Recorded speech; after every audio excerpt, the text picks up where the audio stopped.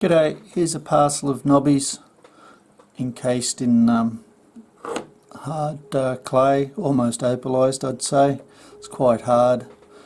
I've shown this before in some of the other videos. To get it to break apart, you end up wearing the stones out, so it's been left. I'll zoom in to give you a bit better look. Okay, I've zoomed in there. There's not a lot of colour in these, but in saying that, there's a lot of clay there that you can break off and you might find another knobby inside. I'm not guaranteeing that, of course. I can't see in there. I'll just pick up a few to give you an example. A piece like that, it's just basically the clay's broken off. Other pieces have a little knobby colour there.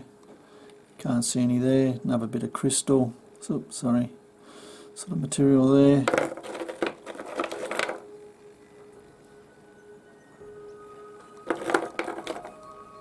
Basically it's a gamble whether you find something in the middle of some of these, don't know.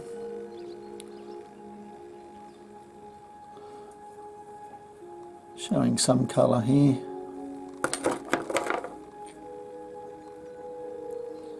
Here's a bit better one with a band of colour across there. How far it goes back in, it's hard to tell, unfortunately.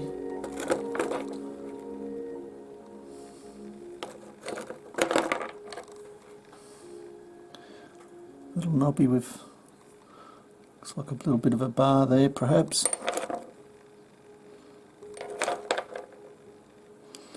Another bit of colour flashing there. This is a bit better. Bar of colour there. Looks like it might go right over here, that stone. Might be one stone. There's no guarantees, I can't see.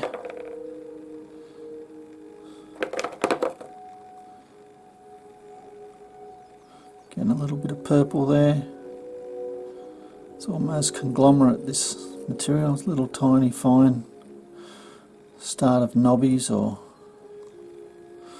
little bits of other material, foreign material.